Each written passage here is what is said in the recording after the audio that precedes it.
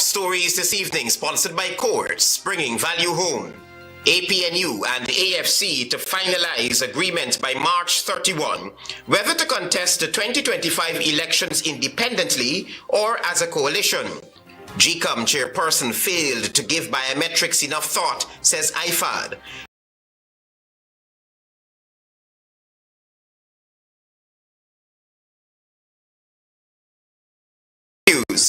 And will residents of Georgetown be forced to pay additional monies in rates and taxes for 2025? HGP Nightly News begins now.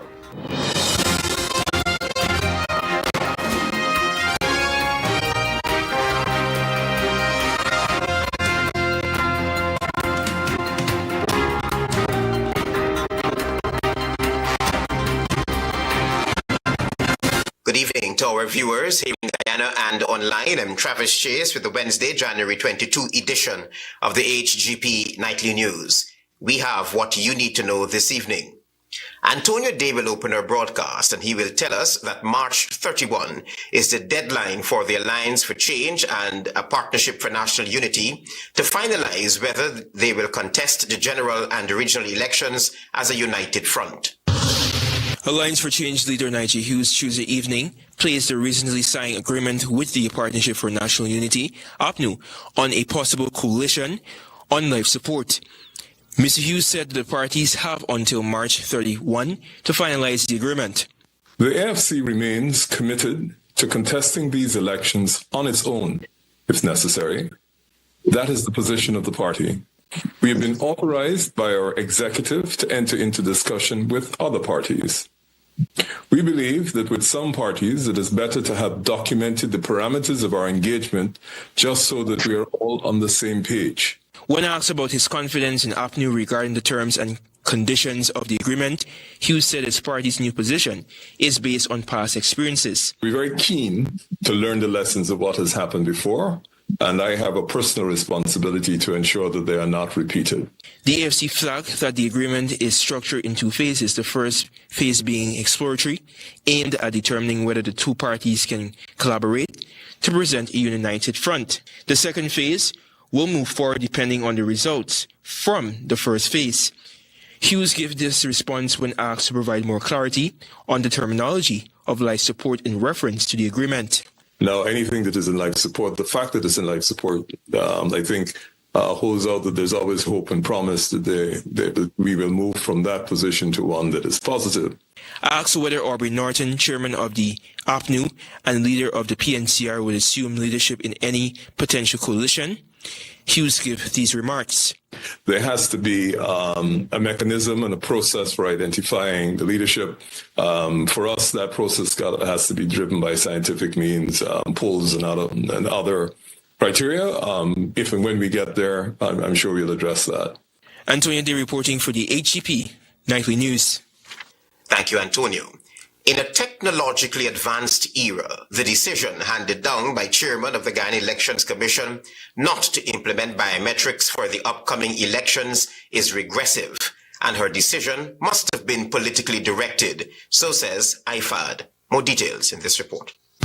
It would appear as though chairman of the Guyana Elections Commission, retired Justice Claudette Singh, has been taking political directives. Hence her decision against the implementation of biometrics for the upcoming general and regional elections. Vice Chairman of the Institute for Action Against Discrimination, Pandit Ubraj Narain, says the organization came to that conclusion given that GCOM has had ample time since the 2020 elections to explore and implement biometric solutions. I believe that due respect, Justice Claudette Singh have been taking directions. And that is not my feelings alone, but political directives. And many people in our community think the same, because every suggestions the opposition commissioners make that commission, she object. The former mayor posited that given this technologically advanced era, Claudette Singh's decision to not implement biometrics for the upcoming elections is regressive. It's an easy something to be implemented as long you have the technical people involved. And presently, you know for a fact, and the entire Guyana know for a fact, that Guyana and India share a very close relationship, and the government of Guyana can able to use that diplomacy and engage India and DCOM can engage the government and able to have access to those technical people in India.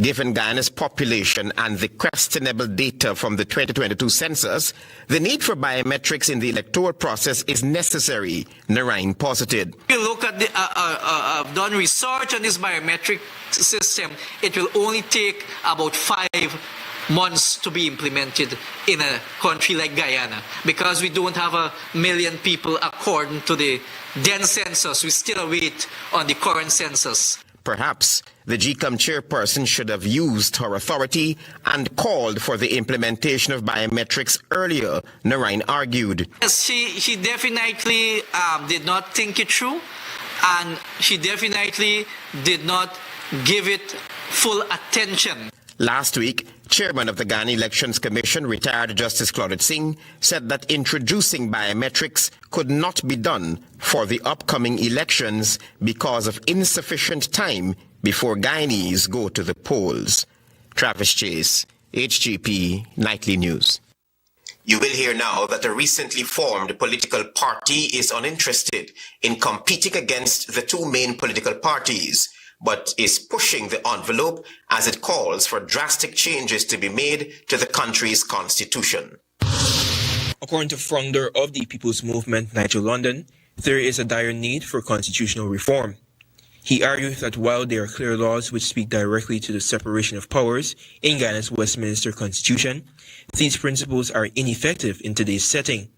The separation of powers speaks to the segmented and independent roles of the judiciary, executive and legislative, the three main arms of the government.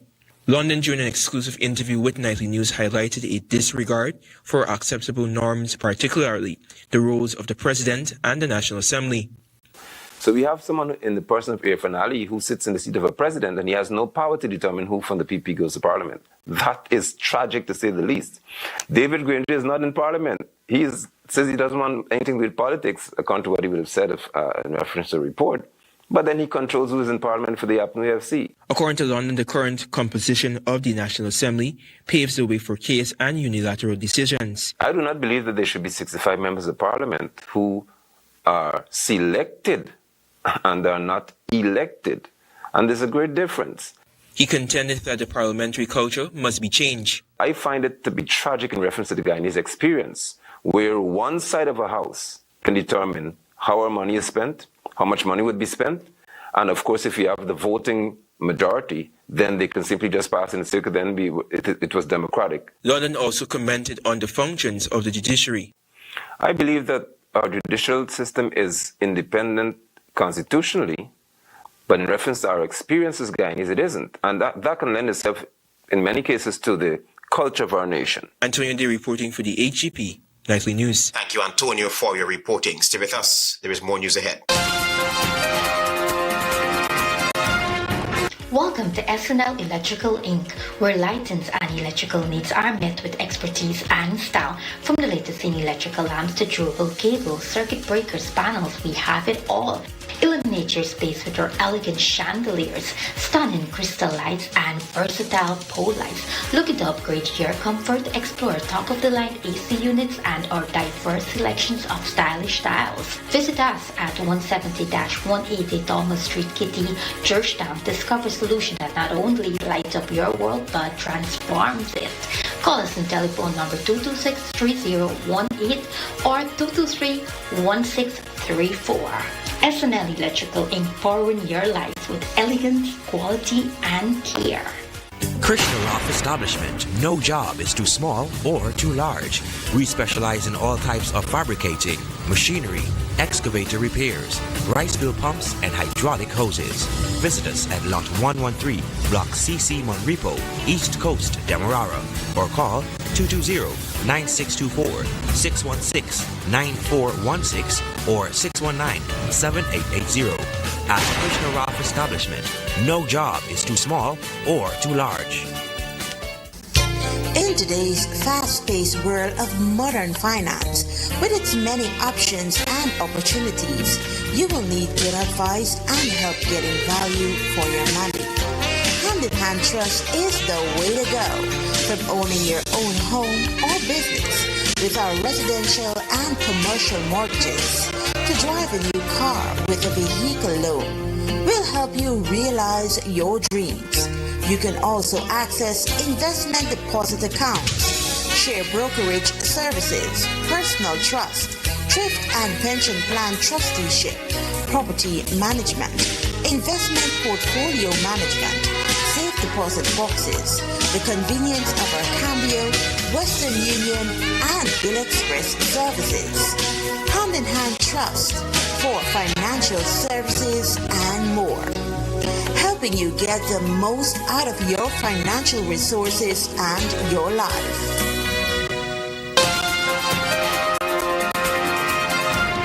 Thanks for staying with us here in the HGP Nightly News. The Institute for Action Against Discrimination is pressing for an investigation into bribery allegations leveled against Vice President Barra Jagdeo by Chinese businessman Su Zhirong. The Institute says 3 years later, there is no word from the Commissioner of Police, while the whereabouts of Su remains a mystery. Here's more. Back in July of 2022, Chinese businessman Su Zhirong, a personal friend of Vice President Barra Jagdeo, had implicated him in bribery and corruption during an interview with United States Vice News. Su told Vice News at the time that Mr. Jagdeo allegedly took cash bribes for multi-million-dollar contracts and that he, Su, was his middleman. In response, Mr. Jagdeo had filed a lawsuit against his friend Su Zhirong. Since then, nothing has been heard of the lawsuit. The Institute for Action Against Discrimination, IFAD, at a press conference on Wednesday, renewed its call for an investigation into Su's allegations.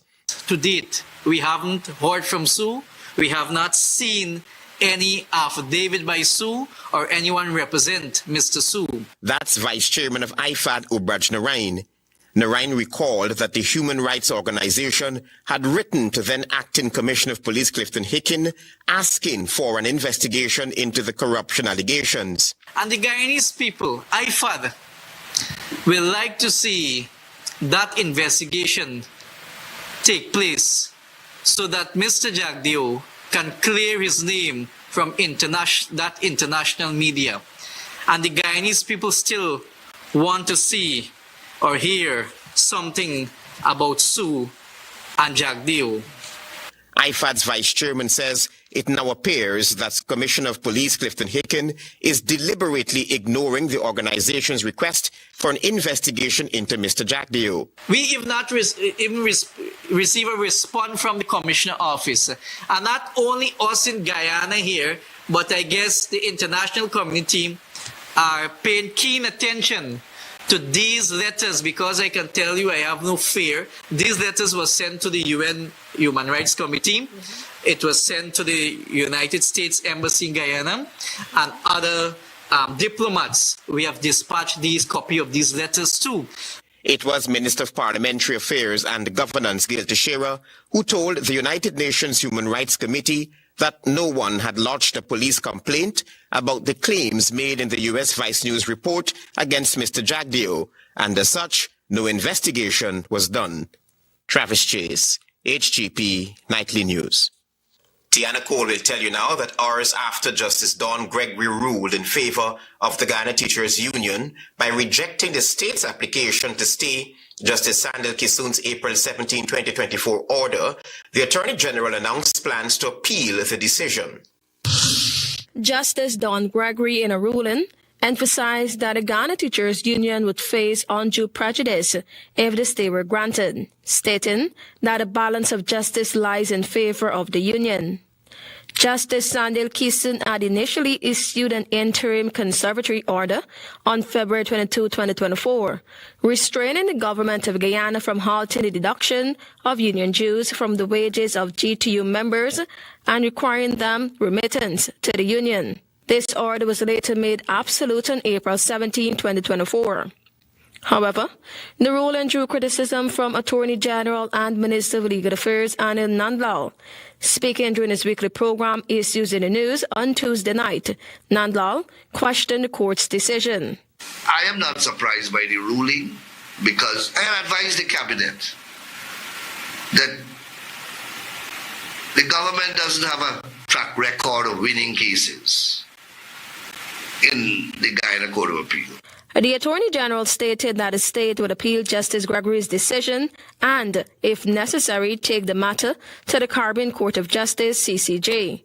Many authorities say that once you establish that you have good grounds of appeal and that your appeal has good prospects of success, that is enough.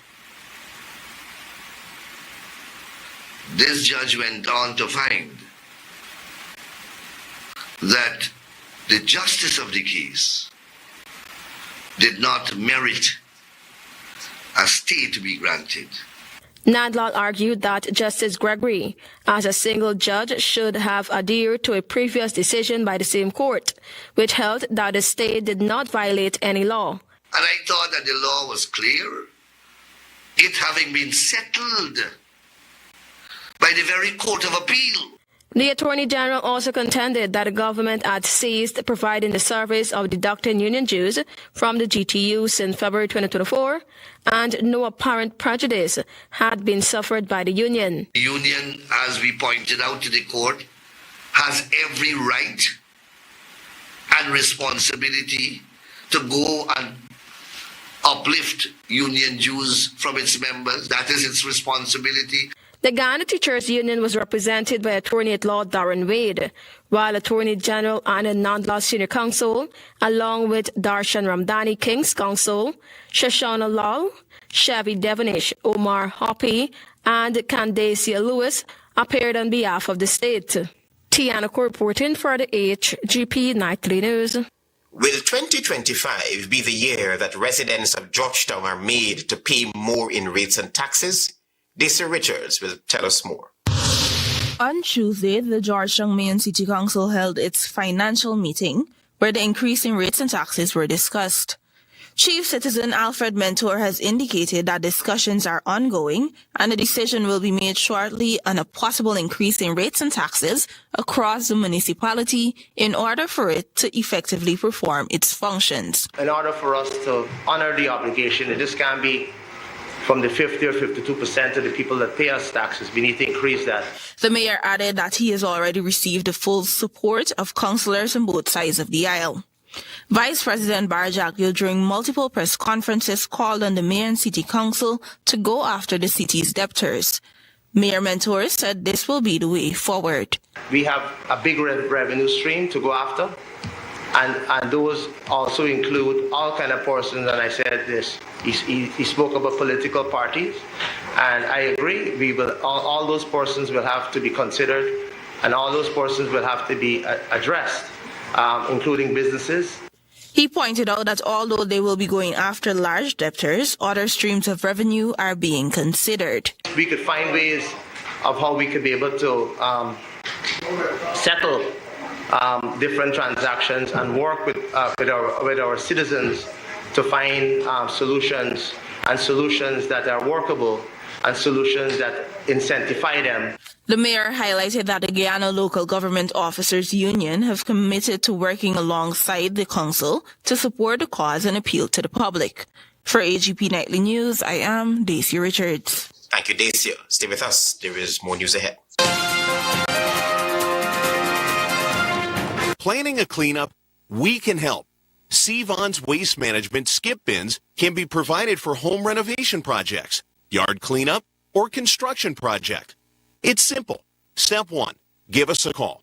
Step 2, we put down the bin. Step 3, load it up with all of your junk. Step 4, we take it away. That's simple.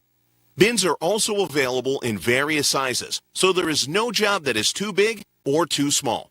Call Sevon's Waste Management today at 218-1455. Interested in honoring or paying tribute to a loved one, or just making a loved one feel special? HGP TV offers you all that and more. Air your birthday greetings, death announcements, and wedding anniversaries on HGP TV today. HGP TV offers affordable prices, convenience, and great services. Call us on 220-3660 or email us at sales@hgptv.com.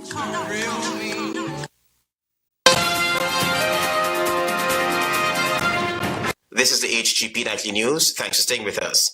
Government has agreed to establish minimum standards for healthcare delivery nationwide. It said it will hold healthcare professionals accountable. Find out more from Tiana Cole. On Tuesday, President Irfan Ali met with his cabinet and officials from the 10 administrative regions to address pressing issues affecting healthcare delivery.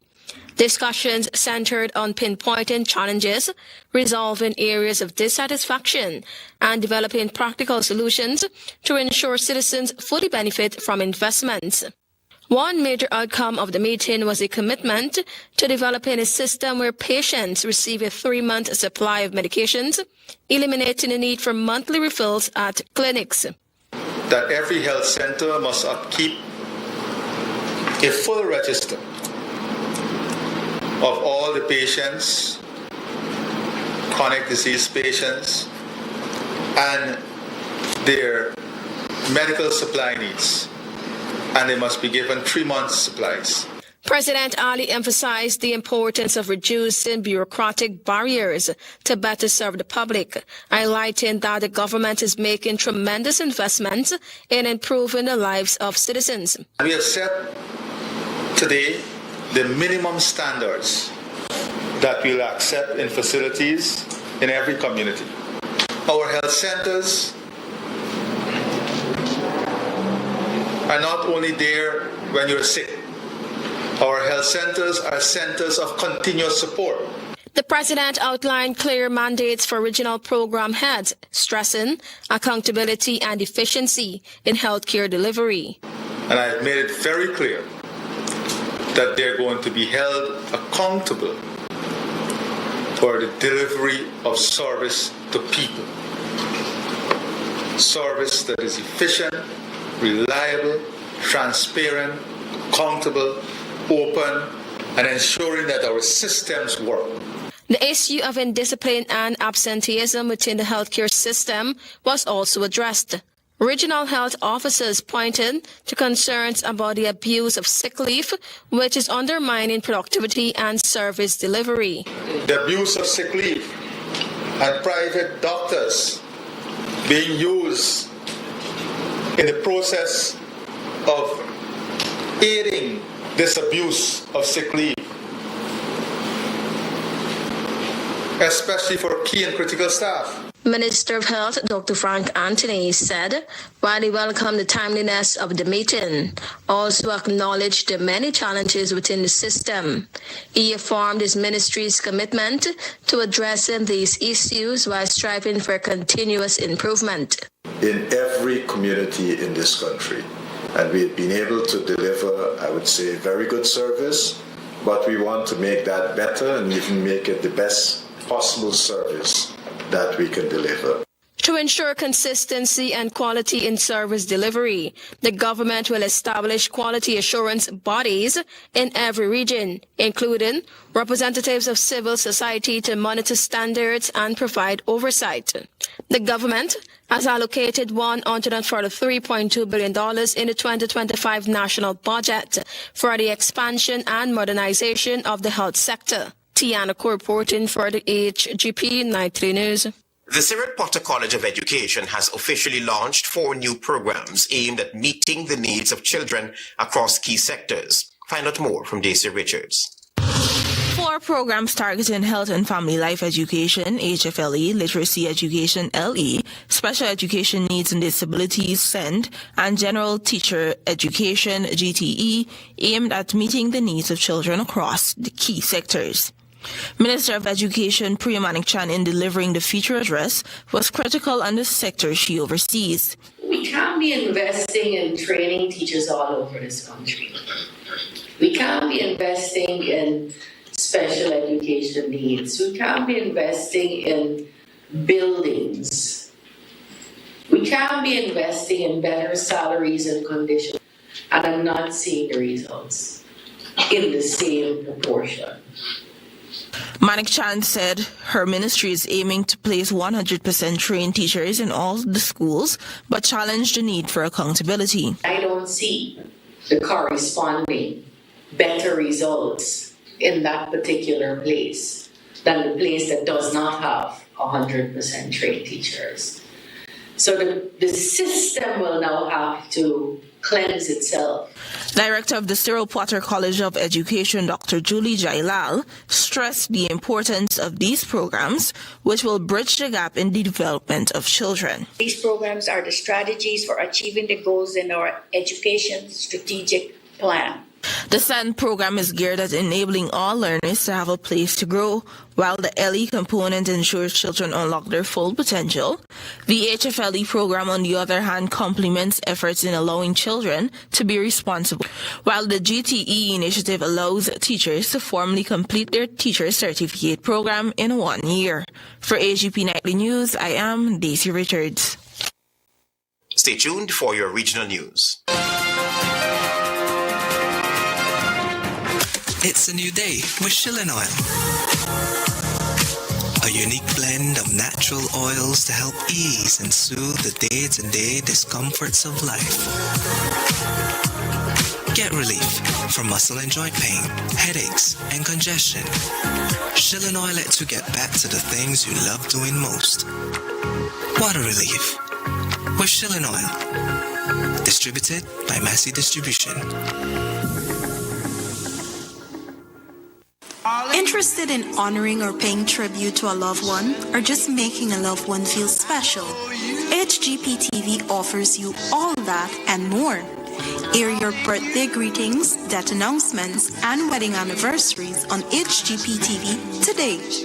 HGP TV offers affordable prices, convenience, and great services. Call us on 220-3660 or email us at sales@hgptv.com.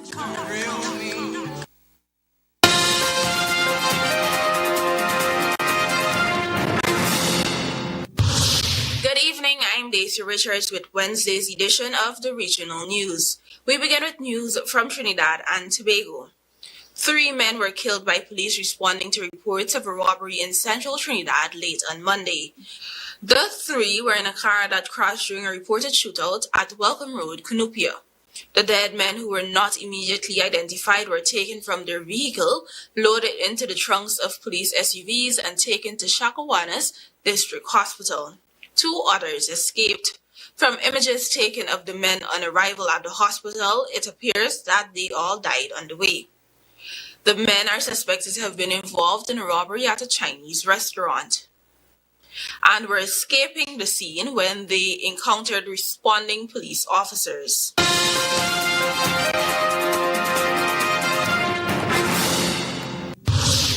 While in Panama has alerted the United Nations in a letter on Tuesday to U.S. President Donald Trump's remarks during his inauguration speech, which he vowed that the United States would take back the Panama Canal. Panama's UN Ambassador Eloy Alfaro de Alba noted that under the founding UN Charter, countries, quote, shall refrain in their international relations from the threat or use of force against the territorial integrity or political independence of any state, unquote. The letter was addressed to UN Secretary General Antonio Guterres and circulated to the 15-member Security Council.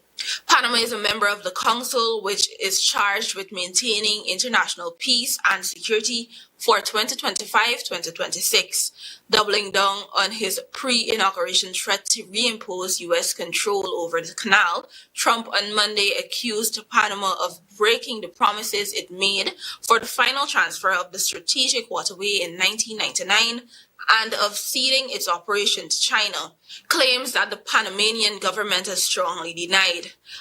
Alfaro de Alba shared Panamanian President Jose Raul Molino's rejection of Trump's remarks.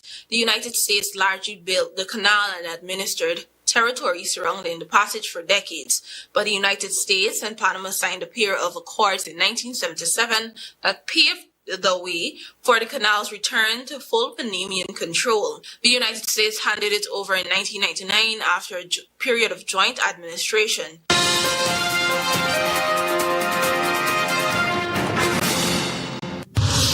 Finally, the World Health Organization expressed regret on Tuesday regarding the United States' announcement of its intended withdrawal from the international health body. The announcement comes after more than 70 years of partnership between WHO and the United States, which was a founding member of the organization in 1948. Throughout this period, the collaboration has yielded significant public health achievements.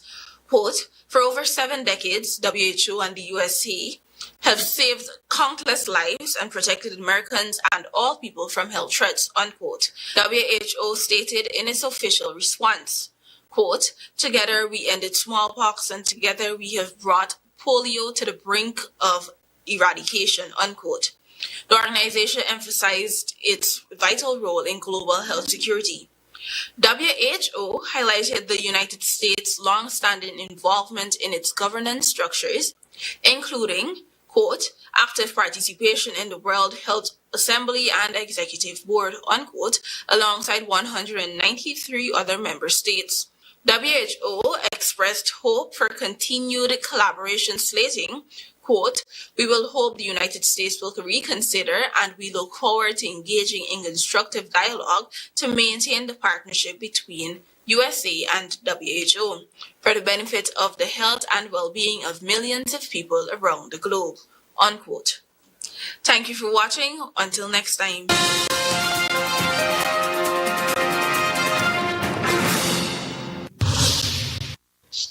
APNU AFC to finalize agreement by March 31 whether to contest the 2025 elections independently or as a coalition. GCOM chairperson failed to give biometrics enough thought, says IFAD. Drastic changes must be made to Guyana's constitution, says Nigel London. And will residents of Georgetown be forced to pay additional monies in rates and taxes for 2025? Those are our major headlines. For these stories and more, please go to our website. It's www.hgptv.com. I'm Travis Chase. Thanks for watching. Goodbye.